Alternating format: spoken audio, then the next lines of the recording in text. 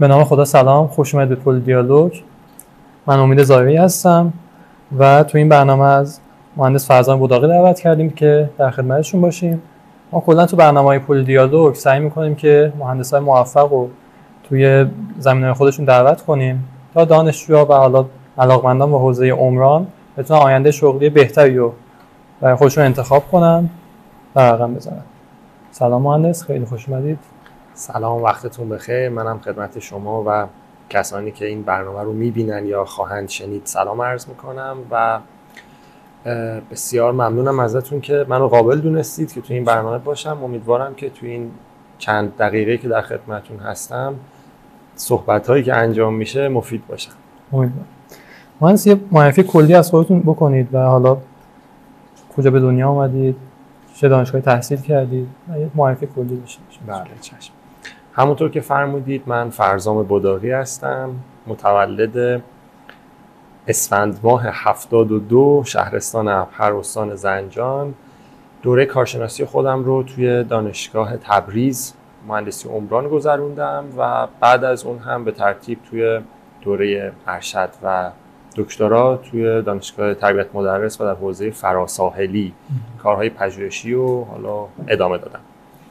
در زمینه کاری هم که حالا قطعاً در ادامه صحبت‌ها بیشتر بهش خواهیم پرداخت، اولین تجربه کاری من از ترم سوم در واقع دوره کارشناسی تقریباً حوالی سال 92 این حدودا 92 93 شروع شد.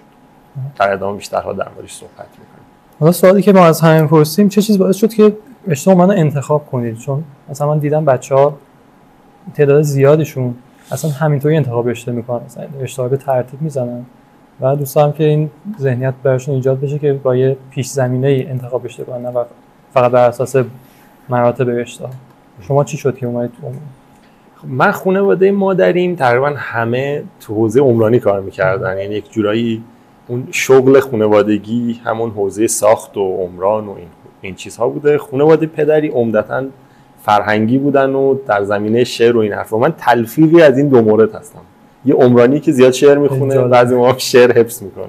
آره یعنی یه سابقه‌ای وجود داشت. من حتی هر از چنگایی که میرم ابهر و از یه جلوی ساختمونی رد میشم، مادرم میگه که داییت مثلا تو 8 سالت بود 9 سالت بود برده بود بالای این ساختمون. بعد من نگران بودم، یعنی میخوام بگم یه بستر کلی وجود داشت. تو این فضاش بودم، در کل دوست داشتمش، یعنی انتخاب مبتنی بر علاقه بود. و چند وقت پیشم اتفاقا تو شرکت مدیر واحد پرسید که اگه مثلا برگردی به 15 سال پیش 20 سال پیش باز میای اینجا؟ گفتم مثلا باز میام عمران، باز میام مثلا تبریز، باز میرم با دکتر آقا کوچک دوره ارشد و دکترای خودم میگذرونم. یعنی همه این مسیری که تو این 15 سال طی شد نه به صورت شعارگونه، یعنی واقعا علاقه شخصی و تمایل شخصی بوده. خیلی من رشته‌ای که برای یعنی گرایشی برای ارشد انتخاب کردید شما چی بوده؟ سازهای دریایی. سازهای دریایی من حالا خودم و اطرافیانی که میشناسم خیلی اطلاع راجعش نداریم، یعنی جزء گزینه‌ها نیست. معمولا یا سازه و زلزله یا مثلا مدیریت ساخت. خودت راجعش توضیح میدید چرا مثلا انتخاب کردید و چطور گرایش؟ بله. یه جمله‌ای رو میخوام حالا در داخل کوتیشن بگم.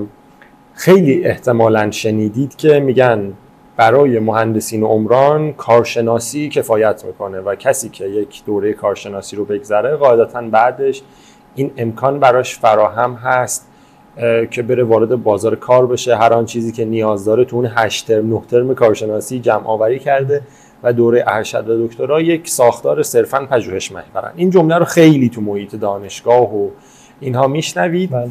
من با علم به این موضوع که آره خب عمران خیلی از آن چیزی که من نیاز دارم رو در حیطه ساختمانی و کارهای عمومی برام فراهم کرده تو دوره کارشناسی، دوست داشتم تو دوره ارشد برم یک تخصص جدیدی رو به دانش و دانسته های خودم اضافه بکنم. خب گزینه‌هایی که داشتم مهندسی محیط زیست بود، حمل و نقل بود، منابع آب بود، هیدرولیک بود، ساز دریایی بود و اینها چیزهایی بودن که ورای اون سازه و زلزله متداول میتونستن یک دانش متفاوت تری رو به من اضافه کنن.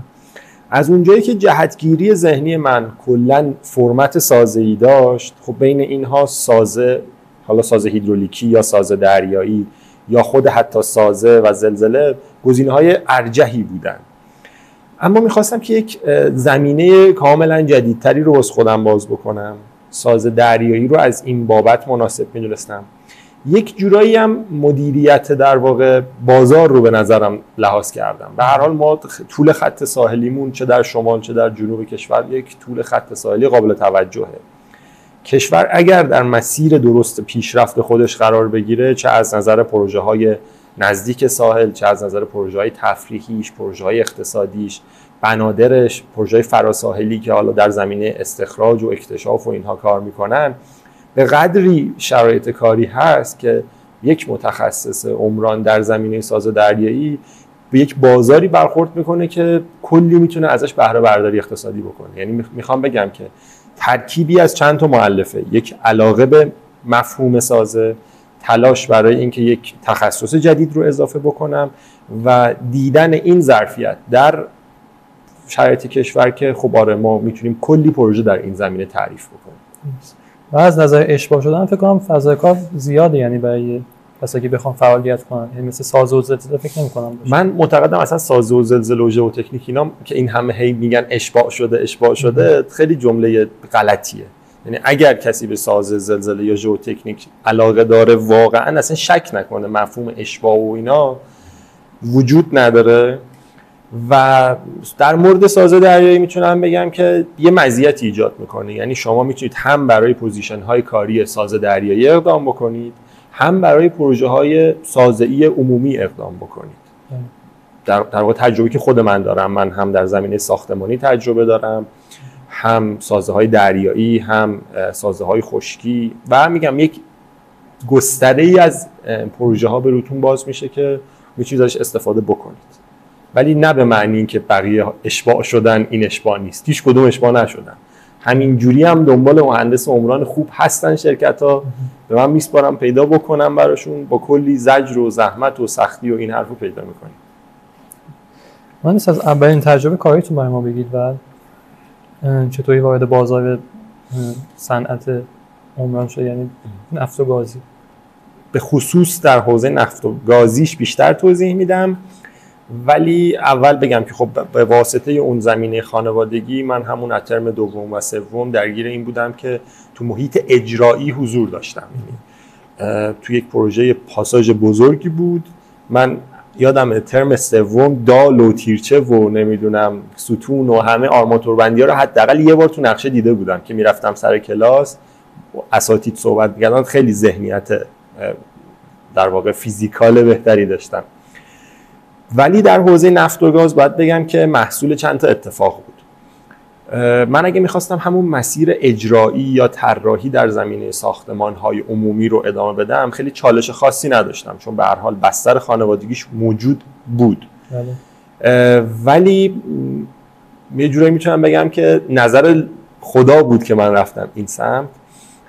توی یکی از من تو ایونت‌های مختلفی شرکت می‌کردم، ایونت‌های مختلف، همایش‌های مختلف، کلاس‌های آموزشی مختلف. سعی می‌کردم تو اون بازه‌ای که تازه کارشناسیم رو تموم کرده بودم و حالا اواسط ارشد بود، هر ایونت عمرانی که میشد سعی می‌کردم شرکت بکنم، با افراد مختلف صحبت بکنم، زمینه‌های مختلف کاری رو بشناسم، تا حدودی سعی می‌کردم خودم رو پرزنت بکنم.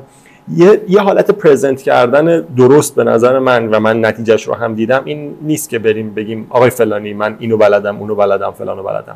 ممکنه اون فرد یک ایونتی بذاره، یک سخنرانی بذاره، ممکنه یک کلاس آموزشی بذاره، یک کارگاه آموزشی بذاره.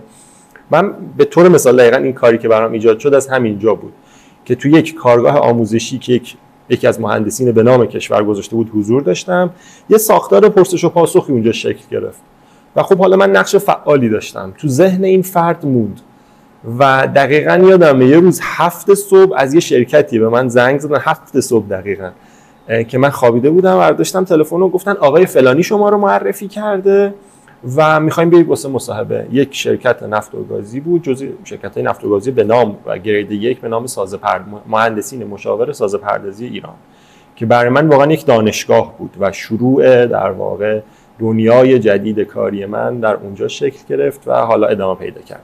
میشه گفتش که اون شاه کلید این قضیه واسه من اون ایونت ها بودن. خود تخصصیش کنیم. مهندس حالا من خودم مثلا سازهای فولادی یا بتونین طراحیشو در حد پروژه فولاد بتون کار کردم، ولی به سازهای مثلا ساحلی یا سیلو اینا که فکر می‌کنم خیلی چیز ترسناکیه. از لحاظ طراحی اینا چقدر با هم فرق می‌کنن؟ این که ترسناکه دقیقاً منم همین دید رو داشتم در ابتدا که داشتم واردش می‌شدم. موقعی که من رفتم واسه مصاحبه توی یک شرکتی که فعال در زمین انرژی و صنعت، خب اونا اگه می‌خواستن بیان به من بگن که سیلو رو چجوری طراحی می‌کنی به طور مثال، خب من هیچ جوابی نداشتم. منم مثل شما تو اون برهه زمانی یا تو اجرای ساختمانی بودم یا تو طراحی ساختمانی بودم و هیچ قدمی فراتر نذاشته بودم. به همین خاطر فرد مصاحبه کننده هم با علم به این موضوع که من یک نیروی جونیور هستم، سوالاش رو برده بود روی مفاهیم. یعنی مثلا میگفت در طراحی فونداسیون فلان فنرها باشه مشخصاتی به طور مثال تعریف می‌شود. به هر حال اون نکاتی که شما در طراحی المان‌های فولادی، بتونی، فونداسیون و این حرفا حتی در ساختمان هم در نظر میگیرید، از نظر مفهومی به اونها هم قابل تعمیمه. ممکنه این وسط یه سری تغییرات، ملاحظات، سختگیری‌هایی وجود داشته باشه که اونجا تو مصاحبه به من گفتش که ببین ما اینجا در واقع اورانیوم غنی نمی‌کنیم، ما هم داریم کار عمومی مهندسی انجام میدیم، حالا یه مقدار تخصصی تر. این ترس و این نگرانی با دیدن حالا سمپل های مختلف طراحی تا حد زیادی از بین میره. این ترس و نگرانی شما ممکنه مثلا ببینید که یه رویه جدیدی داره پیش میره، ولی فکر که میکنید، توضیح که میپرسید، میبینید این قبلا همین کانسپت رو من یه جای دیگه دیده بودم، حالا اینجا یه خورده سختگیرانه تر شده. یا مثلا میگم با یک سری واژگان جدید روبرو میشید، مثلا تو اوایل یکی میگه هیدروتست، یکی میگه اپریشن، یکی میگه مخزن مثلا فلانش اینجوری، ممکنه بترسید، ولی میبینید که نه، همان مفاهیم عمومی دوره کارشناسی با یک مقدار کسب تجربه، مطالعه و این حرفا قابل تعمیم هست. چون مثلا یک کیس هم نیست، حالا مثلا سیلو فرق میکنه، حالا سازه فراساحلی باشه، موج شکن باشه. آره خیلی تنوعش زیاد میشه مثلا، ولی وقتی پیش میرید توش میبینید اون قدم چیز وحشتناکی نیست. من الان نزدیک به 6 سال هستش که به صورت جدی در زمینه انرژی و صنعت کار میکنم. طراحی موج شکن توی تجربه کاریم بوده، توی پروژه یکی از ارزشمندترین پروژه‌هایی که تو زندگیم بودم پروژه فراساحلی میدان نفتی فرزاد بی بود. خیلی تو اون پروژه من یاد گرفتم. مثلا آدم تو هر پروژه کلی چیز یاد میگیره، یعنی اون تو زمینه کاریم بوده، مخازن بوده، به صورت موردی تو بحث سیلوها بودم. سیلوها بیشتر نقش مشاوره داشتم، یعنی مثلا میگفتم الان میتونید این کار رو تو صف انجام بدید، خودم دست به کار نبردم دیگه. عرض به حضور پایپ رک ها و فونداسیون تجهیزات، یعنی انقدر تنوعش زیاد میشه. آره. و بعضی موقع اینجوری میشه که مثلا از آدم یه سوال میپرسن، خودت طراحیش کردی، خودت مدرک رو اپرووش کردی، اصلا تو گوگل مپ میتونم باز کنم میگم این الان اینی که اینجا میبینید من طراحش بودم، خودم تو پروژه اجرایش هم حضور داشتم، ولی یادم میره مثلا فلان چیزو چیکار کردم. حالا بریم جلوتر. یکی از سوالاتتون در واقع در زمینه مستندسازی بود. میخوام بگم که فردی که وارد دنیای حرفه‌ای انرژی و صنعت میشه چقدر اون مستندسازی واسش برگه برنده است. حالا بهش میرسیم. از میان پروژه‌ای که تا حالا انجام دادید کدوم پروژه براتون چالشی‌تر بوده و خاص‌تر بوده؟ این سوال واقعا خیلی میشه گفت هر کدوم از یه جنبه‌ای به یه شکلی برای آدم چالش درست کنه. اصلا من همین الان از یه چالش دارم میام، از یک جلسه طولانی، از یک روزهای پرتلاطمی که حالا چالش کارمون سرعت اجراست مثلا. ولی میتونم بگم اون در واقع بهترین تجربه و پرچالش ترین تجربه که داشتم تو عسلویه پروژه فراسکو تعداد زیادی مخزن در واقع محصولات نفتی بودن، مثلا MEG بود، لایت اویل بود، خیلی چیزای دیگه. اصلا تو گوگل مپ هم برید بزنید فراسکو تو عسلویه، همین نگاه بکنید میبینید کلی الان فونداسیوناش حالاش ممکنه آپدیت شده باشه، سقف مخازن هم دیده بشه. اینجا ما یه چالشی که داشتیم، خب طراحی فونداسیون مخازن شاید به خودی خود اگه جزیره‌ای بهش نگاه می‌کردیم خیلی چیز سختی نبود. سخت بود ولی خیلی چیز سختی نبود. ولی اثرات اینها در اون پیاز تنشی که توی کارشناسی تو درس پی می‌خونیم، این در واقع حباب تنش اینا در هم تنیده میشه، نشست‌های نامتقارن ایجاد میکنه. بعد ببینید نشست نامتقارن توی بحث‌های نفت و اینا بحث‌های نفت و اینا اصلا شوخی بردار نیست. یه کوچولو در واقع چپ شدنش خطوط لوله و این حرفا رو همه رو در واقع به چالش میندازه. یکی از پرچالش ترین پروژه‌های من اون بود. یه چیز دیگه هم بگم، حالا باز خالی از لطف نیست، ما وقتی وارد انرژی و صنعت میشیم دیگه مثل پروژه های معمول ساختمانی نیست که با یک مهندس تأسیسات صرفاً و معمار درگیر باشیم. معمار هست، مکانیک هست، مکانیک روتاری که تجهیزات دوار توشون هست حضور دارن، پایپینگ، خطوط لوله به شدت درگیری باهاشون داریم. نه درگیری به معنی که در اینجوری یاد، درگیری به معنی اینترفیس. و حالا موارد اینچنینی گاهن یک ایمیل زدن یا نزدنش ممکنه یه چالش هایی تو پروژه ایجاد بکنه که مثلا برای من تو اون سالهای اولیه به وجود اومد.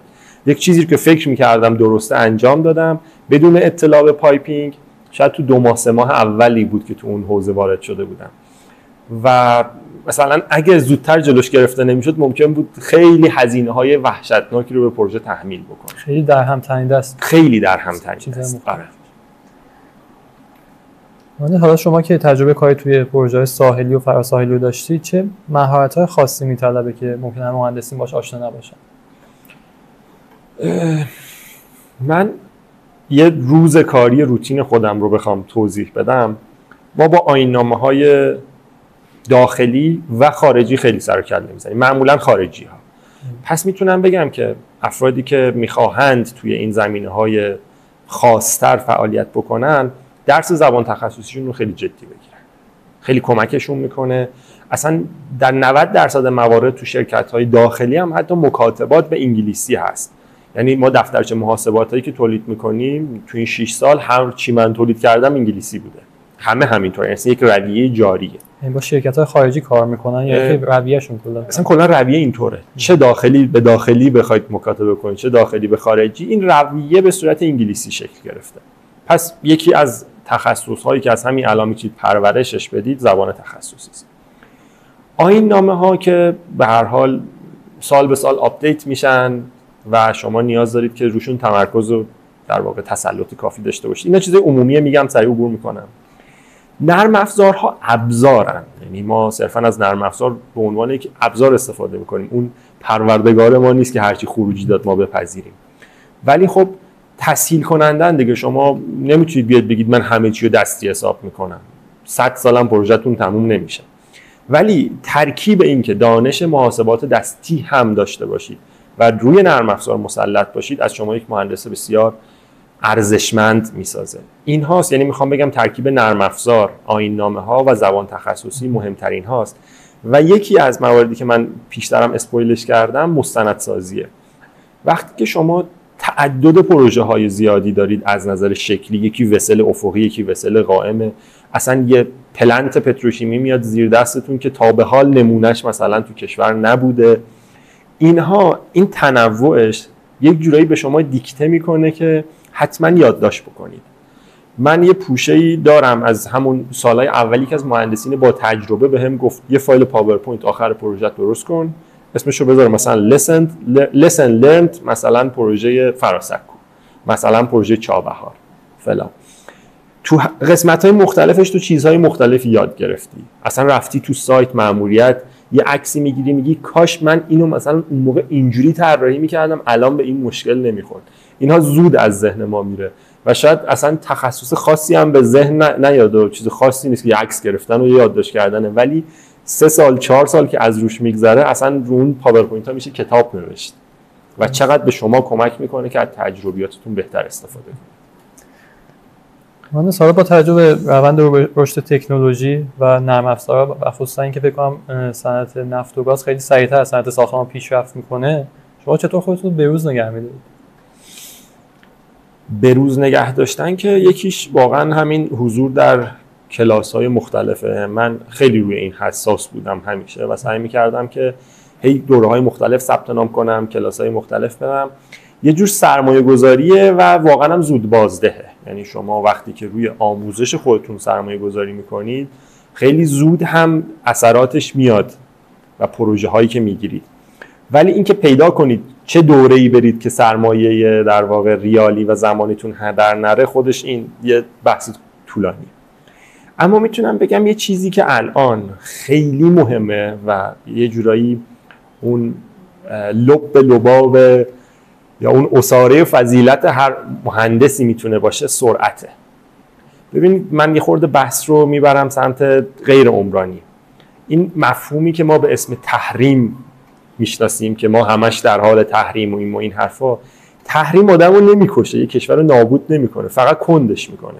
شما اگه قبلا قرار بود یه برج تختیری رو پول رو بزنید به حساب یه شرکت مثلا هندی براتون بسازه یا شرکت مثلا سوئدی براتون بسازه و کشتی بیاد، الان باید مثلا بزنید بره فلان جا، اون بزنه بره فلان جا، یه شرکت تو ترکیه تأسیس کنید، اون بیاره، بعد کلی چیز. شما در نهایت به اون رسیدید ولی زمانش طولانی بوده. اینو حالا میخوام ربطش بدم به این حوزه خودمون، مهندسی و عمران و طراحی سازه. هر سازه‌ای به شما بدن شما میتونید طراحیش بکنید، مسئله زمانه. من همین الان به شما بگم که یه دونه وسل افقی دارم، میخوام کار طراحی فونداسیون و پدستالش رو انجام بدید، میکشم، اطلاعاتش رو میدم، میرم. شما 10 روز مثلا نگاش میکنید، 20 روز مثلا مطالعه میکنید، 40 روز محاسبه میکنید، 10 روز اشتباهش رو میگیرید، در عرض 6 ماه کار رو جمع میکنید. کار تونستید جمع کنید، ولی من کارفرما سریعت بهتون کار نمیدم، چون برای من سرعت مهمه. مخصوصا تو کارهای نفت و گازی سرعت خیلی بیشتر مهمه. هر یک روزی که شما دیرتر یک پلنت پتروشیمی، حالا وقتی میگم حوزه نفت و گاز باید بگم حوزه انرژی و صنعت، یعنی هم بحثای نیروگاهی هم بحثای صنعتی و این حرفا. هر روزی که یک معدن دیرتر به پروداکشن برسه، هر روزی که یک بندر نتونه خدمت رسانی بکنه و اینو حالا تأمین بدید به هر چیزی، میلیون ها دلار واسه اون کارفرما ضرر از محل عدم نفع میبره، نمیتونه فعالیت کنه. دقیقاً. و همین مسئله سرعت رو خیلی مهم میکنه. این که شما امروز روز به عنوان دانشجوی سرآمد، دانشجویان سرآمد کشور که دارید تو امیرکبیر مثلا درس میخونید و حالا سایر افرادی که توی دانشگاه‌های برتر کشور یا حالا با ایده‌های برتر دارن فعالیت میکنن، این مؤلفه سرعت رو بخوان به کارشون اضافه بکنن، خیلی مزیت رقابتی براشون ایجاد میشه. شما مثلا من به شخصه میتونم بگم پروژه‌های مختلفی میاد، مثلا 2-3 روز پیش پروژه‌ای اومد، کارفرما میگفت در عرض مثلا من 10 روز میخواهم که این پروژه ساختمانیم نقشه‌اش آماده بشه. دلیلم هم چیه؟ چون مثلا این خریدا رو انجام دادم، زودتر میخوام سرمایه‌مو مثلا وارد چرخه ساخت و ساز و این حرفا بکنم، حالا احتمالاً میخواست پیش فروش بکنه یا هر چی. ببینید سرعت تو جاهای مختلف مهمه. من نتونستم پروژه رو بگیرم چون وقت نداشتم. چرا وقت نداشتم؟ چون کارهای قبلیمو شاید کنتر انجام دادم. و من از چه طریقی میتونم سرعتم رو افزایش بدم؟ یکی از بهترینا شبکه سازیه. من اگه 3-4 نفر از نزدیکترین دوستانم مثلا در کنارم بود، میتونستم سریع اون پروژه رو وارد چرخه بکنم، خودم نظارت بکنم، جمعش بکنم. مورد بعدی، الان هوش مصنوعی فقط این نیست که ما چت جی پی تی رو واکنیم بگیم مثلا دوره ناصرالدین شاه مثلا چند سال طول کشید اون سریع جوابمون رو بده، خیلی ذوق کنیم تو جمع خانوادگی ببینید من از چت جی پی تی پرسیدم یا فلان چیزو بپرسیم. ما میتونیم کلی از این در واقع ابزارهای چت بات استفاده بکنیم، برنامه‌های کامپیوتری رو توسعه بدیم. مثلا رو پایتون خیلی من ازش استفاده کردم، مثلا ایده‌ای به ذهنم میرسه، جدیداً میشه گفت 3 ماهی 4 ماهی است که خیلی به این موضوع خودم رو ددیکیت کردم. توی ساعتهایی از طول روز فکر میکنم مثلا اگر فلان ابزار فلان کد کنار دستم بود که این کاری که من 1 ساعت انجام میدادم اون 10 دقیقه انجام میداد، باید چه کدی مینوشتم؟ شروع میکنم واسه خودم قصه نوشتن، وارد اون الگوریتم درست پرامپت مثلا پرپلکسیتی، چت جی پی تی، جمینای و این حرفا میکنم، از همشون یک سری خروجی ها میگیرم. خروجی های مثلا من با پایتون خیلی بهتر کار میکنم و میگم که مثلا میخوام الان یه برنامه بنویسم که این خروجی های صبر رو بدین ترتیب برای من تبدیل به فلان نمودارها بکنه و من مثلا بر اساس اون بتونم این کارا رو سریعتر انجام بدم. دقیقاً هفته پیش من نزدیک 10 ساعت با این کار سیف کردم. یه کاری که من طبق رویه قبلی مثلا هر بار باید تکرارش میکردم رو یه 2-3 ساعتی وقت گذاشتم، کد پایتونم رو جمع و جور کردم، یه تست ازش گرفتم، دیدم اوکی، همون انداختم تو چرخه. بعد انقدر لذت برده بودم از این که اصلا یه مهمونی گرفتم، گفتم این 10 ساعتی که من ذخیره کردم رو باید حتما توی جشن و شادی بگذرونم. لزوما هم قرار نیست اون وقتی که ذخیره میشه تبدیل به کار دیگه بشه، میتونه به ورزش و اینها برسه. من خیلی قصه گفتم ولی خواستم اون سنس ریالی که تو زندگیم اتفاق افتاده بود رو انتشار بدم. بگم سرعت خیلی مهمه، شبکه سازی خیلی مهمه. سرعت و شبکه سازی. مهندس، حالا آینده مهندسی عمران توی زمینه‌های سازهای دریایی و پروژه‌های زیربنایی و حالا انرژی تجدیدپذیرش چطوره؟ انرژی تجدیدپذیر رو اول بگم. من مدتی که در مپنا کار می‌کردم که از سال 1401 تا انتهای 1403 ادامه داشت و الان وارد یک شرکت دیگری تحت عنوان طراحی و ساختمان نفت شدم، بخش زیادی از مدت حضورم در مپنا مرتبط بود به پروژه‌های توربین بادی 2.5 مگاوات. یعنی تو این زمینه اصلا کار کردم و می‌بینم که اصلا این ترند وجود داره در سطح داخلی و خارجی که توربین‌های بادی رو به عنوان یک ابزار کارآمد در تولید انرژی می‌بینن. حالا ما فعلا در توان داخلیمون رو همین 2.5 مگاوات و اینا میچرخیم، ولی با ارتباطاتی که حالا از طریق اقوام با خارج از کشور داشتم که آنها هم اتفاقا در زمینه توربین بادی کار می‌کردن، به طور مثال در حوزه مثلا اسکاندیناوی، نروژ و سوئد که این شرکت به خصوصی که باشون ارتباط دارم صحبت می‌کردن، به سطح 8 مگاوات رسیدن که در واقع بهینه هست واسهشون. یعنی میگن ما میتونیم بیشتر از 8 مگاوات هم توربین بادی نصب بکنیم ولی دیگه بهینه نیست، چون حالا بحث خرابی‌های مکانیکالش و هزینه‌های نگهداریش میره بالا. این 8 مگاوات 7.5 مگاوات حد بهینه است.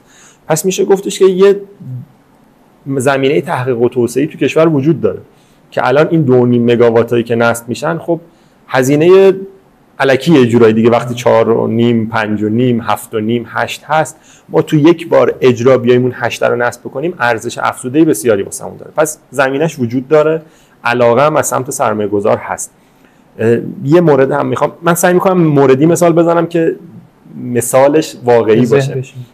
یه شرکت معدنی بود، فکر میکنم 1 ماه پیش با من تماس گرفتن و در مورد همین توربین‌های بادی داشتن صحبت میکردن. ما همین امروز قطعی برق داشتیم خودمون. ببینید دولت به عنوان اون تصمیم گیر و تصمیم ساز رفته به این سمت که میگه شما معدن داری، شما مثلا پتروشیمی داری، خودت برق تو سعی کن تامین کنی، وگرنه من تضمینی نیست بهت برق برسونم، به موقع برسونم این حرفا. خب شرکت های نوپا کوچیک، معادن کوچیک، در واقع پلنت های کوچیک نمیصرفه واسهشون یهو مثلا چندین صد میلیارد هزینه بکنن یک نیروگاه مثلا سیکل ترکیبی وارد مدار بکنن. پنل های خورشیدی، توربین های بادی، اینها گزینه های منطقی هست واسهشون. پس میخوام بگم هم کارفرمای خصوصی داره هم کارفرمای دولتی داره. این از این. در حوزه فراساحلی صحبت بکنیم. زمینه فراساحلی شاید چندین دهه پیش که تازه مثلا نفت کشف شده بود کسی فکرش هم نمی‌کرد که چرا مثلا من باید برم تو عمق 65 متری خلیج فارس کلی زحمت بکشم، سازه‌های پیچیده رو نصب بکنم تا اونجا مثلا اویل پروداکشن داشته باشم. همینو از خشکی این همه دارم استفاده میکنم. ولی الان این ارزندگی نفت و حالا نفت و گاز به صورت کلی و تأثیر اون در تولید انرژی، شما هر کشوری که بتونه انرژی بیشتری تولید بکنه در واقع تونسته که رشد بیشتری به صنایع خودش بده. وقتی رشد بیشتری به صنایع خودش میده طبعا میتونه رفاه بیشتری واسه مردمش فراهم بکنه. ما همین چند روزه درگیر سیمان بودیم. سیمان نایاب شده بود، کمیاب شده بود تو کشور. چرا؟ چون برق ورودی به صنایع کم شده بود. طبعا صنایع سیمانی هم آسیب دیده بودن و زنجیره تأمین و تولید و اینها به هم ریخته بود. ما یکی از اصلی ترین منابع تأمین برق کشورمون نیروگاه‌های در واقع سیکل ترکیبی یا گازی هستن که خوراک اصلیشون گازه و ما در حال حاضر منبع اصلی تامین گازمون هم میدان فراساحلی پارس جنوبی هست. خب ما اگر دانش فراساحلی، اگر سرمایه گذاری در این زمینه داشته باشیم، میتونیم گاز بیشتری تولید بکنیم. طبعا نیروگاهامون دچار این چالش ها نشن و فصل گرما و سرمامون رو بدون قطعی برق و بدون مشکل تو صنایع از در واقع رد بکنیم. این در واقع صنایع زیرساختی یه جورایی حلقه وار به هم وصلن. بیاد نمیدونم توی اخبار دیدید یا یادتون هست یا نه، پارسال حوالی بهمن ماه یکی از بزرگترین قراردادهای نفتی کشور برای توسعه و فشار افزایی میدان گازی پارس جنوبی به امضای حالا وزارت نفت و چندین شرکت دیگه رسید. اینها نشون میده که اگر در کشور سرمایه گذاری هم در سطح کلان بخواد شکل بگیره، در نوبت اول و در صف اول همین صنایع زیرساختی، نفتی، گازی، پتروشیمی و اینها هستن و خوش به حال اون مهندسینی که تو این صنایع کار میکنن. چون وقتی سرمایه به یک سمتی روونه بشه، استخدام تو اون زمینه راحت تر انجام میشه، بهتر انجام میشه و نگهداشت نیرو هم بهتر انجام میشه. شما فرض کنید 3 سال توی شرکتی کار میکنید، اون شرکت دوست نداره وسط انبوه پروژه شما رو ول کنید برید. میگید من دارم میرم، میگه بیا بشین مذاکره کنیم. بودی میزنمت این سری آذر در 1.3 به ازای حقوقت. یا سعی میکنه مزایای جانبی بهتون اضافه بکنه. یک جورایی تحلیل بازاره. شما باید ببینید که سرمایه گذاری به کدوم سمت میره و سعی بکنید خودتون رو تو اون مسیر قرار بدید که بیشترین بهره برداری بکنید. الان مسکن خوابه، ولی همچنان صنایع پتروشیمی دارن خوب کار میکنن. در واقع اون بحث‌های مرتبط با فراساحل اوضاعشون بهتره. نیروگاه 2-3 سال پیش خیلی اوضاع خوبی داشت. الان اینجوری شده که نیروگاه ها رو توسعه دادن، خوراک گاز نیست. دیگه نمیان سرمایه گذاری کنن دوباره رو نیروگاه، میرن رو اون گازه سرمایه گذاری میکنن. اینجوری که نگاه میکنید به مسئله، میبینید که این بخش زیرساختی کشور خیلی منطقی دارن یک مسیری رو طی میکنن و شما اگر تو یک حوزه‌ای درس خونده باشید که این دانش و این اعتماد به نفس و این تجربه رو در اختیارتون بگذاره که در سالهای مختلف بسته به شرایط کشور تصمیم بگیرید وارد صنایع مختلف بشید، همیشه میتونید تو پیک بازارها بیشترین بهره برداری مالی رو داشته باشید.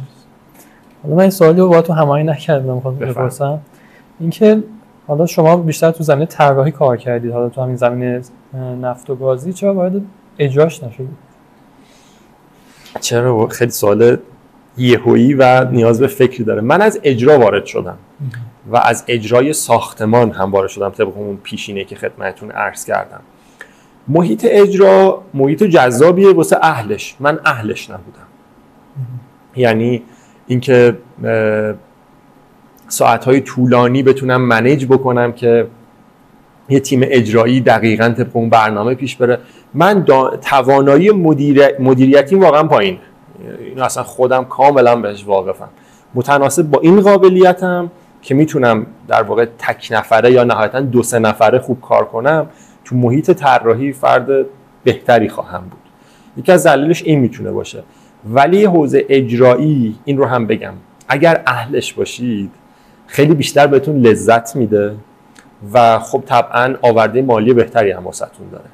اما باید اهلش باشید. مثلا من به صورت مأموریتی که میرم سر پروژه ها، حالا مثلا به خصوص جاسک که رفته بودم، به من خیلی لذت میداد 2-3 روزی که اونجا بودم. یک منطقه خوش آب و هوایی از تو اون فصلی که من رفته بودم، بهمن ماه بود اونجا. خب حالا غذای دریایی و اینا میخوردیم. بعد با یکی از افراد سایت صحبت کردم، گفتم که به من خیلی داره کیف میده.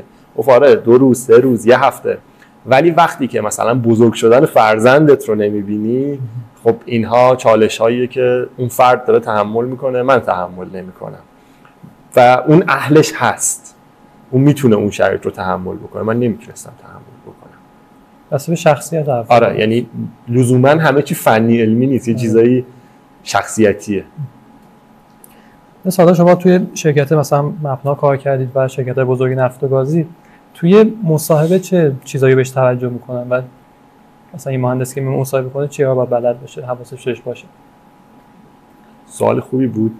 من یه عادتی که دارم در واقع طبق اون موضوع مستندسازی، سعی میکنم سوالات که تو مصاحبه‌های مختلف یا خودم پرسیدم، چون من بعضی موقع مصاحبه کننده بودم، بعضی موقع مصاحبه شونده بودم، اینا رو یه لیستی کردم که بعداً مثلا خواستم یه مصاحبه جدید برم یا به کسی راهنمایی بکنم، بهشون بگم مثلا این لیست یه لیست خوبیه.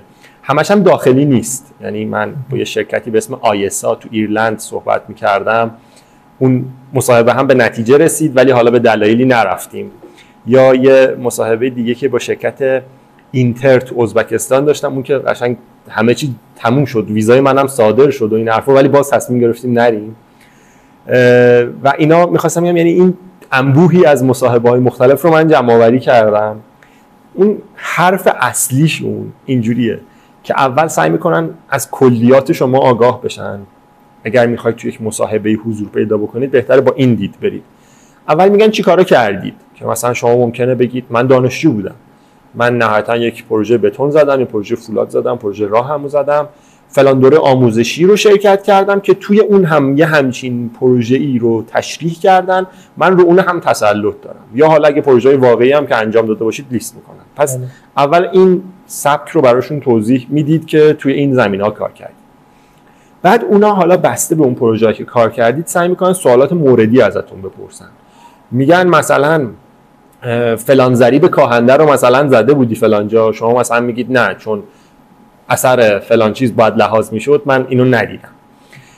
دامنه سوالات میتونه خیلی گسترده باشه، به خصوص تو حوزه نفت و گاز. یعنی هنوزم که هنوزه من بعد 6 سال کار کردن وقتی توی یک مصاحبه جدید حضور پیدا میکنم، خیلی صراحتا میگم که مثلا این سوالی که شما پرسید مثلا تجربهشو ندارم، من کار نکردم، من در مورد سازه‌های مقاوم در برابر انفجار که توی پروژه‌های نفت و گازی در واقع خیلی هم رایج هست، مخصوصا تو قسمت ساب استیشن یا مثلا قسمت ترانس توی پروژه نیروگاهی که ممکنه منفجر بشن و نمیخوایم اثرات انفجاری بره کل سایت رو درگیر بکنه، یک سری سازه‌های مقاوم در برابر انفجار میسازن.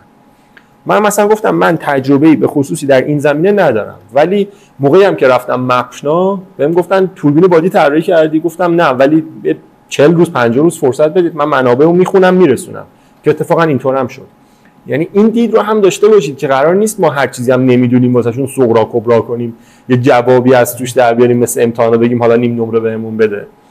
اتفاقا یه جاهای صفر وایسید بگید من این رو بلد نیستم ولی قبلا یه چیزی رو هم بلد نبودم، ظرف 30 روز جمع کردم انجام دادم نمونه‌شم فلانه.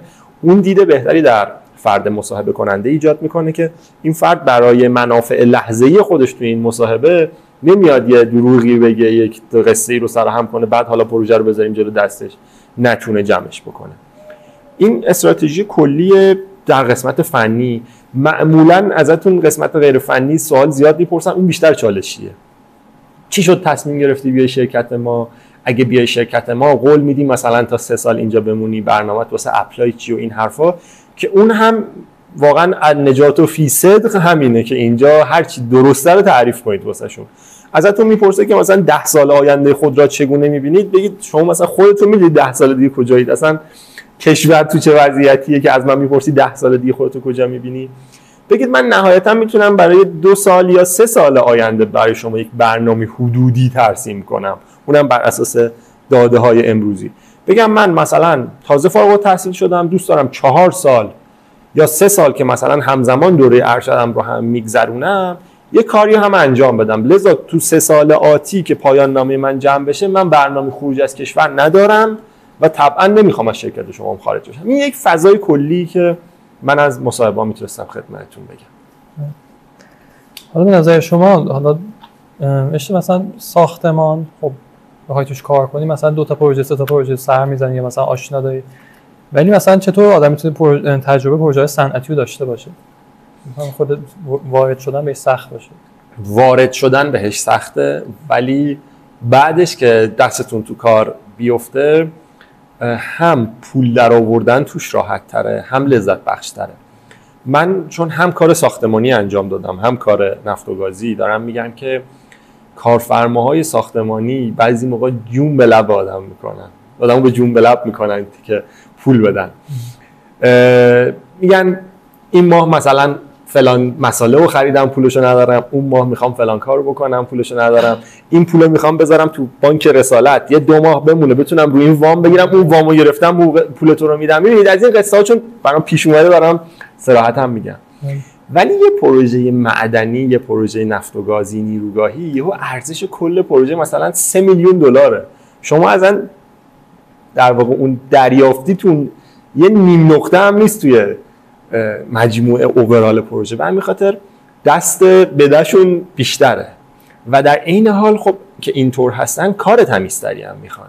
شما توی کارهای ساختمانی ممکنه کارفرماتون صرفاً پول داشته باشه، میگه من مثلا 60 میلیارد تومان پول دارم و میخواهم این زمینی که دارم رو برام بسازن و شما وقتی بیاد سر ساختمون بهتون بگه این ستون چرا شده 1 متر و 20 در 1 متر و 20، حالا بیاید بگید طیف فلان ضریب اثرات سطحی و این حرفا، میگه من اصلا نمیدونم، من این 60 میلیارد رو مثلا بهم ارث رسیده اومدم این خونه رو ساختم، سطحی چیه واسه من داری قصه میگه، همسایه هم ساخته 90 در 90 تو هم باید بشی 90 در 90، حالا این اعصاب خورد کنی شما مهندس خوبی نیستی و این حرفا. توی پروژه‌های نفت و گازی من اصطلاحاً میگم سرسابدارترن. یه خاطره بگم، من گفتم ابتدای کارم از اجرا و پروژه های ساختمانی خرد شروع شد بعد رفت.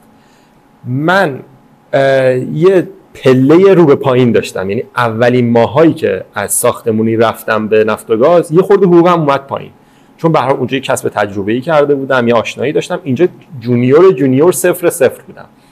ولی معتقدم یعنی هر جا میشینم میگم که اون اضافه پولی که اونور میگرفتم خرج قرص اعصاب بود.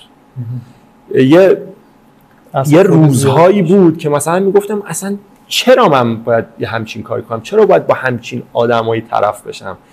و بالعکس یادم هفته اول یا هفته دومی که من در شرکت مهندسین مشاور ساز پردازی بودم، آقای مهندس نصری، جناب آقای مهندس نصری که از فارغ التحصیلان امیرکبیر هم هستن اتفاقا، هد من بودن اون موقع و خب هنوز باهاشون ارتباط دارم، با اینکه چندین سال از اون موقع گذشته، شرکت هامون متفاوته.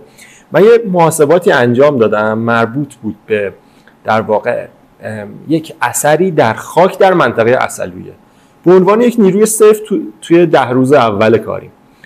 ایشون چنان سخاوتمندانه کار رو برداشت، زنگ زد به مدیر گفت فلانی حساب کرده این محاسبات رو انجام داده و نتیجه شده این، که اصلا دید مدیریت بالاتر نسبت به من تو همون روزهای اول تغییر کرد. و من اونجا گفتم که من چرا این همه سال خودم رو تو ساختمون الاف کرده بودم، اینجا انقدر. و واقعا میتونم بگم من شرکت مختلفی رفتم این مدت، مهندسین مشاور ساز پردازی، مپنا و در حال حاضر طراحی و ساختمان نفت، جوش خیلی سالم تره. اونجا کافی بود شما یه دستاوردی داشته باشید، حالا شاید تو اون کاری که من میکردم اینجوری بود، مثل بازار املاک چشتون رو برمیگردوندید دستاوردتون پریده بود. هرچند شرکت با شرکت هم فرق داره، ولی جوش تو نفت و گاز خدا رو شکر من هر جا بودم و نیروگاه خیلی لول بالاتریه، یه لول بالاتری داره. مهندس در مورد موقعیت‌های شغلی توی خارج از کشور صحبت کردید، پروژه شرکت کرده بودید خارج از کشور؟ بله. چه خود توضیح بدید در موردش؟ این ماجرا برمیگرده به سال 1402 اردیبهشت ماهش، بازم جزء اون مدیریت بازارها بود. سال 1401 اواخرش و اوایل 402 یک پروژه معدنی توی ازبکستان ران شد که به دلیل کمبود نیروی متخصص یکی از بهترین و جذابترین گزینه‌ها مهندسین عمران ایرانی بودن و پیشنهادات کاری خوبی رو ارسال می‌کرد و کافی بود شما یه مقدار اسم و رسمی رو به هم زده باشید و اونجا بتونید ارتباطی بگیرید که این اتفاق براتون بیفته. منم با اینکه اینم بگم اصلا زیر 10 سال سابقه نمیگرفت، من با توجه به اون ارتباطاتی که گفتم اون شبکه ارتباطی خیلی مهمه وجود داشت، رزومم به دستشون رسید. اون موقع مجموعاً 7 سال سابقه داشتم که حالا وارد لیست شد، بررسی کردن و یه مصاحبه فنی به زبان انگلیسی هم برگزار شد. بعد رسیدیم به مرحله قیمت دهی و این حرفا. من خیلی ناز کردم و عدد رو خوب بردم بالا. بعد یه صحبتی پیش اومد تو اون زمان، گفتن که شرکت‌های خارجی که مثلا توی آذربایجان، ازبکستان، نمیدونم این اطراف تاجیکستان، حتی بعضن شرکت‌هایی که توی ونزوئلا، آفریقا و اینا کار می‌کردن، اگرچه شرکت‌های ثروتمندی هستند ولی دیدشون نسبت به ایرانی‌ها دید خیلی مثبتی نیست، چون میگن که اینا رو که تحریمن و تو سیستم بانکی نمیشه بهشون پول داد و این حرفا، پولو کش میدن. یعنی این 30 سال پیش ایران آخر ما مثلا $4000 میآوردن تو پاکت تحویلتون میدادن، یه امضا میگرفتن. این یه مقدار منو ترسوند. و نکته بعدی این که ما ویزامون از نوع بیزینس بود توی اون کشور و ویزایی که بهمون میدادن ویزای کاری نبود. و همین خاطر شرکت اگر اراده میکرد هیچ جایی شما ثبت نبودید، میتونست بگید که بفرمایید. من علیرغم اینکه میتونستم برم ولی با این سبک سنگین کردن نرفتم، هرچند اون افرادی که رفتن و این ریسک رو کردن 2 سال مثلا اونجا کار کردن با میانگین درآمد $4000. خب شما حساب کنید $4000 نزدیک 400 میلیون ماست و یک مهندس 5-6 سال سابقه شاید 1/10 این پول رو بگیره. عدد قابل توجه بود ولی همه رو هم ریلیز کردن. این اتفاقی که من فکر می‌کردم میفته افتاد، ولی حالا یک گپ 2 ساله‌ای داد. بعد این اصلا ادامه ندادم، یعنی با اینکه ویزای من و همسرم اومد اقدام نکردیم برای ادامه کار. بعد یه شرکتی توی ایرلند بود به اسم آیسا که در زمینه دریایی کار میکرد. آیسا هم حالا یه سابقه داره، من اصلا نمیخوام واردش بشم، فقط میخوام محیط داستان رو توضیح بدم. عددی که من تو مپنا نشسته بودم دیدم گوشیم زنگ میخوره از در واقع انگلستان، تعجب کردم، گوشی رو برداشتم، بعد با یه لهجه غلیظ بریتیش با هم صحبت کردن، دست و پا شکسته تونستم یه جلسه رو باهاش هماهنگ کنم، چون واقعا اصلا نمیفهمیدم چی میگفت و فکرم نمیکردم به گوشیم زنگ بزنم. یه موقع شما ایمیل دریافت میکنید 5 ثانیه فکر میکنید، 10 ثانیه فکر میکنید، نه یه ساعت فکر میکنید بعد جوابشو میدید. ولی تو اون لحظه والا جمعش کردم و یه جلسه گذاشتم، باز از نظر فنی اوکی بود. بعد تو اون باز من در تکاپوی مراسم ازدواجمون بودیم که ایمیل زده بودم، من ندیده بودم. یکی از دوستان من تو اون شرکت کار میکرد که میگفت مدیر منابع انسانی تو غذاخوری شرکت منو دید، گفت اون ایرانیه که دوستت بود جای جواب ما رو نمیده که بیاد مثلا مدارکشو بفرسته کاراشو انجام بدیم. من اونجا وارد حالا مذاکرات آتی شدم باشون. دیدم که مثلا برای یک کشور مثل ایرلند یا خیلی از کشورهای اروپایی یه باگی وجود داره، مخصوصا بعد جنگ روسیه و اوکراین هزینه‌های زندگیشون به صورت قابل لمسی بالا رفته، هزینه‌های اجارهشون به صورت قابل لمسی بالا رفته و قبل از اینکه بخوام برم اون خونه‌ای که میتونستم بگیرم همه چی رو در آوردم. اونجا چک کردید؟ همه چی. آره دقیقاً. دیدم که این چیزی که میگم به عدد و رقمه. من 2/3 حقوقی که از آیسا میگرفتم رو باید میدادم و یک خونه مثلا 50-60 سال از نظر قدمت میگرفتم. از نظر لوکیشنی هم فکر کنید محل کارم تهرانه، محل سکونتم مثلا مارلیکه. توی این اسکیل کاملا واسه خودم اسکیلش کردم، دیدم نه نمیارزه برم و کلا تو اون تاریخ گزینه اروپا برام کنار رفت. گزینه حاشیه خلیج فارس همیشه برام روشنه ولی اتفاق نیفتاده، یعنی اگه بشه بهش فکر میکنم. بعد دوستانی که رفتن ونزوئلا و نمیدونم اتیوپی و این حرفا اوایل خیلی خوشخوشانشون بود ولی بعدن یهو کارفرمای میزو برگردون گفت شما اصلا تحریم بانکی هستید، هر وقت تحریم‌های بانکیتون رفع شد من مابقی حقوقتون رو میدم. یعنی این ریسک ها رو من به صورت عینی دیدم و این کشورهای اینجوری نمیرم. گزینه آمریکا هم فکر میکنم یه جوری برای همه قفله. شاید یکی از بهترین گزینه‌های آتی من که فکر نمی‌کنم زیر 3-4 سال آتی این تصمیم رو به صورت عملی بگیرم، ناحیه پرث توی استرالیا است که یک ناحیه نفتخیزه تو قسمت فکر می‌کنم غربی استرالیا است. و حالا این موقعیت‌های کاری که مثلا خارج از کشور هست و کجا میشه پیدا کرد؟ مثلا تو لینکدین، همشون لینکدینه و من هیچ در واقع جایی تو زندگیم رزومه‌مو خودم آپلود نکردم. یعنی همیشه رو اون سرمایه اجتماعی که داشتم بهره برداری کردم، چه داخلی چه خارجی. یعنی حتی اون شرکت‌های خارجی هم که بودن، مثلا به یکی از مدیران ارشدی که توی اینتر بود و ایرانی بود گفتم که منم تمایل دارم بیام ولی اون حد 10 سالو ندارم. گفت من رزومتو میبرم. یعنی سعی کردم هر جایی که تونستم، چه تو محیط کار، چه تو ایونت ها، چه تو جلسات، یک نسخه اولا واقعی و ثانیا درست و کارآمدی از خودم نشون بدم که وقتی خواستم رو بزنم به اون فرد اون کارو برام بکنه. چون بدونه که اگه رزومه منو بده به مدیر بالا دستیش تو جلسه مصاحبه من نمیخوام من کنم، جوابو میدم، یا اون دوستی که تو ایرلند بود و های دیگر. حالا شما مثل این که ارتباطات هم داشتین با ازبکستان و ایرلند و این ور، چه کشورهایی هستن که حالا برای زمین نفت و گازی خوبه که یعنی میشه توشون فعالیت داشت؟ خب کشور آذربایجان همین بالای خودمون تو حوزه نفت و گاز تو خزر خیلی فعاله، حاشیه خلیج فارس هم که دیگه مشخصه. با ایرانی‌ها مشکل ندارن مثلا؟ ببینید همین میگم این مشکل هست، ولی عمان نه مشکلی نیست. عرض به حضور عراق خیلی میرن از همکارا کار میکنن. ترکیه اخیراً چند تا میدان گازی پیدا کرده، نشانه هایش رو هم من دارم میبینم که ببینید ما کشوری هستیم که الان شما بهتون $2000 حقوق بدن و بگن تو ایران بمون، نه نمیگید، بگید خانواده‌مو دارم، $2000 هم کم پولی نیست. و این باعث شده که مثلا کشورهایی مثل ترکیه که هزینه خدمات مهندسی اروپا رو میبینن که بالاست و خدمات مهندسی خودشون هم قابل توجهه، میان یک سری دفاتری توی ایران تأسیس میکنن، یه تیم آپ میکنن، مدارک مهندسی رو اینجا آماده میکنن، ولی حالا تو دفتر مثلا اونجاشون یه جمع آوری و ارسال. این نشانه ها در حال حاضر توی ایران داره دیده میشه. شرکت‌های ترک اومدن و تو زمینه‌ای مثل نما، مثل همین نفت و گازی و این حرفا دارن نیرو میگیرن و اسکیل حقوقاشون هم خیلی خوبه. یعنی مثلا دیگه کف جونیورشون داره رو 95 تومن میچرخه. یعنی تو ایران کار میکنن ولی برای اون شرکت دفتر دارن تو ایران. آره. به اینا میتونید فکر بکنید. جالب بود. حالا اگه به گذشته برگردید چه کاری رو زودتر یا متفاوت‌تر انجام میدادید؟ عمرانو که انتخاب میکنم، زودتر سرمو به سنگ میزنم. ببینید من از سال 96 تا 99 بدترین سالهای کاریم بوده.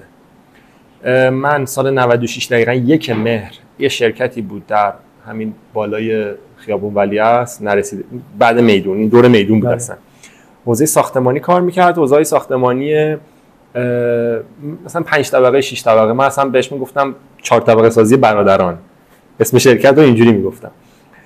و به نظرم خیلی حیف شد که من اونجا داشتم وقت میگذروندم. اون موقع من دانشجوی ارشد تربیت مدرس بودم، یک آقای مهندسی بود گفتش که چرا اصلا درگیر این پروژه کردی خودتو، بیا برو یه شرکت مشاور بزرگ، حقوق کمتر بگیر، اصلا کارآموز باش، ولی 1 سال 2 سال بعدش کلی اتفاقات بهتر واسط میفته. من این کار نکردم. من همین الان روبروی میز من تو شرکت خودمون یک آقای مهندس امیرکبیری هست. حالا شاید چون صلاح میدونه که صلاح بدونه یا ندونه که اسمشو بیارم چیزی نمیگم. کلا من معتقدم بچهای نه اینکه چون تو امیرکبیرم، اما بچهای امیرکبیر بچهای مهندس تری ان، چون این وایس همه جا پخش میشه دیگه. ولی این کلام رو به صورت کلی میگم. تو شرکت‌های مختلفم با بچهای امیرکبیر من خوب کار کردم، با فارغ التحصیلاشون با هم خوب هم افزایی داشتیم. ایشون هم سنشون فکر کنم 3 یا 4 سال از من کمتره، ولی میتونم بگم از نظر حرفه‌ای 3 یا 4 سال از من بزرگتره. زودتر رفته شرکت مشاور بزرگ، ولو به قیمت اینکه حقوق نگیره، کارآموزی کنه، ولی کلی ایده گرفته، کلی کانکشن ایجاد کرده، کلی علم در واقع کسب کرده. در صورتی که من سال 96 نوک دماغمو میدیدم، میگفتم این شرکت الان داره به من مثلا 7 میلیون میده که 7 میلیون عدد خوبی بود توی اون سال و چرا من باید جابجا بشم؟ و این روند ادامه پیدا کرد و چیم سر منو به سنگ زد. 2 اسفند ماه شرکت رسما 2 اسفند 98 شرکت رسما تعطیل شد به علت کرونا و گفت ما نمیتونیم کار بکنیم، ما پروژه جدید نداریم و خب بیایید همه تصفیه کنید. این اتفاق شاید تو اون لحظه واسه من دردناک بود، ولی اتفاق خوبی بود، چون من چند ماه بعدش تونستم وارد شرکت بهتر بشم. شرکت‌های کوچیک شاید حقوقای خوب بدن، ولی در مقابل تلاطمات سیاسی اجتماعی مثل همین حتی ویروس کرونا و این حرفا سریع میریزن. اما یه شرکتی مثل مپنا شما حتی اگه مثلا یه سالم توش کارآموزی بکنید با 1/3 حقوق، میدونید که تا بازنشستگی این پیکره خودش رو حفظ میکنه. ممکنه یه آب باریکه بشه ولی قطع نمیشه و تجربه حضور در پروژه‌های بزرگ رو پیدا میکنید. من وقتی که مثلا برای اون شرکت ایرلندی داشتم پروژه‌های 3 ساله حضورم در مپنا رو نام می‌بردم، مثلا میگفت چقدر پروژه است، در حالی که من توی شرکت کوچیک ساختمونی بودم اصلا همچین خبری نبود و انقدر تجربه‌ای نبود. حالا چه توصیه برای دانشجویان و حالا مهندسان جوانی که میخوان وارد پروژه بزرگ بشن دارید؟ چون من مثلا پروژه 3-4 طبقه آدم همینه دیگه، ولی پروژه وقتی بزرگ بشه آدم میترسه کلا. من خودم همینم. اولا که نترسید. من خیلی تو کانالم وایس زیاد میذارم هر از چند گاهی، مخصوصا وقتی که به یه موردی میخورم سعی میکنم یه قصه ای رو تعریف بکنم. من قاطعانه به دانشجویان عمران میگم که مهندسی عمران فقط ساختمان نیست.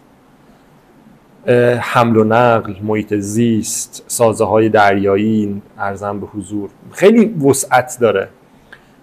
از حوزه ساختمان دیدمون رو برداریم میتونیم به کلی مارکت‌های جانبی فکر بکنیم که اتفاقاً چون دیده نشدن یا کمتر دیده شدن توی فضای کسب و کار کشور، درآمد بیشتری هم براشون فراهم میکنه. اتحادیه اروپا اون موقع که ما دانشجو بودیم یه افق 2020 چون اون دوره یادمه تحت عنوان هورایزن 2020 منتشر کرده بود به تحت عنوان چه تخصصهایی در آینده اتحادیه اروپا مورد نیاز هست. اون لیست رو بالا پایین می‌کردید شاید یه مورد هم مهندس ساز با کانسپت سازه پیدا نمی‌کردید. حالا نه فقط عمرانی یا مکانیکال و این حرفاش، بیشتر دنبال تخصص‌های مدیریتی بودن. مثلا من یکی از دوستانم که تو دوره ارشد با ما بود یه کار خیلی به نظر من جذاب کرد. موضوع تزش یک مسئله ساده‌ای بود که ما تو روزمره هم بهش فکر نمی‌کنیم. تازه بندر رجایی این اتفاق بعد توش افتاده، کیس استادیش تو بندر رجایی بود. دقت کرده باشید کانتینر رو هم گذاشته بودن تو عکس‌ها. شما فرض کنید که کانتینر پایینی رو شما آوردید، کانتینر بالایی رو مثلا شرکت بی آورده، وسطی رو شرکت سی آورده. این بر اساس یک ساختار شبکه عصبی و بر پایه در واقع سوابق مالیاتی شما، حساب کتابای شما، پیشینه ترخیص و گمرکیتون میومد میگفت که ایشون آدم خوش حسابیه، اینو بذار بالا، اون یکی بذار پایین. یعنی اون شبکه عصبی در واقع اون هوش مصنوعی رو می آورد روی مغز بندر سوار میکرد که از این به بعد وقتی یک کشتی تخلیه میشه بر اساس یک سری سوابقی این میومد تو بندر اینا رو چیدمان میکرد. چرا که بعدن که شما میخواید برید کالای خودتون رو ترخیص کنید این دوتا کانتینر رو نذاره اون برای شما رو ورداره دوباره اون دوتا رو بذاره، تعداد اقدامات رو کاهش میداد. مسئله های بهینه‌سازی تو دنیای امروز مهندسی جزء تخصصهای خیلی خوبن. پس میخوام بگم که اون دید لوکالی به ساختمان رو برداریم. یه بازه‌ای اینجوری شده بود، میتونم بگم 5-6 سال پیش هر کی فارغ التحصیل میشد تقریبا توی یه پیج میزد تو اینستاگرام میگفت مدرس دوره‌های فلان ایتابز سیف یا بهینه‌سازی سازه‌های ساختمانی همچین چیزی. یه سر و کله پروژه میزد و یه بهینه‌سازی میکرد، میگفت من بهینه‌سازم. بهینه‌سازی درسته مثلا 4 تا میلگت کم کردن هم بهینه‌سازیه، ولی یه خورده دیدمون رو وسیع‌تر بکنیم. ما خیلی زمینه کاری داریم به عنوان مهندسی عمران. یه نمونه که از دوستان خود من بود، کارشناسی تبریز هر دو با هم بودیم، ارشد هم هر دو با هم تربیت مدرس بودیم. همین مثالی بود که زدم.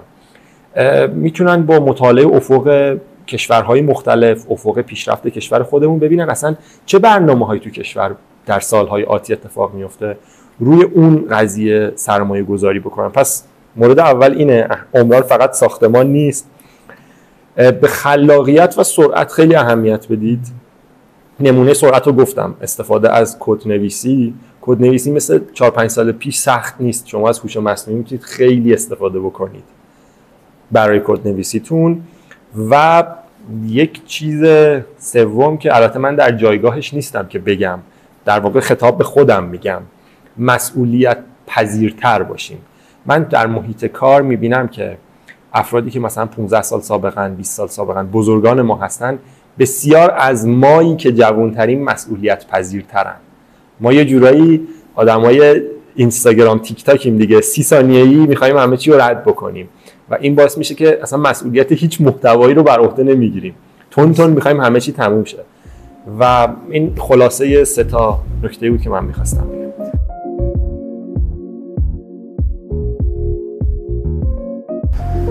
مهندس خیلی ممنونم که وقتتون به ما دادید. حالا بچه‌ها نمیدونم ما 2 هفته است مهندس داریم پیدا می‌کنیم که بریم اینجا ویدیو بگیریم.